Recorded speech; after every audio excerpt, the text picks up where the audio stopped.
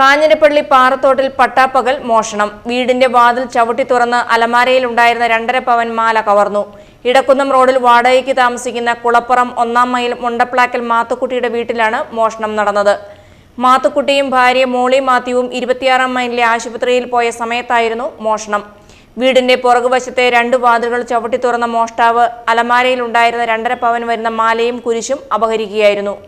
11:20ഓടെയാണ് ഇവർ ആശുപത്രിയിൽ പോയത്. തിരികെ 1:15ഓടെ വീട്ടിലെത്തിയപ്പോഴാണ് മോഷണ വിവരം അറിയുന്നത്. ഞങ്ങൾ ആശുപത്രിയിൽ പോയതായിരുന്നു. 11:20 ആയപ്പോഴാണ് ആശുപത്രിയിൽ പോയിട്ട് അതുവഴി കാഞ്ഞിരപ്പള്ളിയിലും പോയി തിരിച്ച് ഞങ്ങൾ ഒരു 1:15 ആയപ്പം വീട്ടിൽ വന്നപ്പോഴത്തേനും വീടിനകത്ത് ഫ്രണ്ട് ഗേറ്റ് തുറന്ന് അകത്ത് കയറിയപ്പോഴത്തേനും മൊത്തം കുത്തിപ്പൊളിച്ച് അലമാരിക്കകത്തിരുന്ന സാധനങ്ങളെല്ലാം വലിച്ചു നിലത്തിട്ട് ഒരു 2.5 പവൻ്റെ മാലയുണ്ടായിരുന്ന മാലയും കൊണ്ടുപോയി. അലമാരയിലെ വസ്ത്രങ്ങളാകെ വലിച്ചുവാരി നിലത്തിട്ട നിലയിലാണ്. അലമാരയിൽ ഉണ്ടായിരുന്ന ഫാൻസി ആഭരണങ്ങളും നഷ്ടപ്പെട്ടു. കാഞ്ഞിരപ്പള്ളി പോലീസ് സ്ഥലത്തെത്തി അന്വേഷണം ആരംഭിച്ചു. സമീപത്തെ വീടുകളിലെ CCTV ദൃശ്യങ്ങളടക്കം കേന്ദ്രീകരിച്ചാണ് അന്വേഷണം.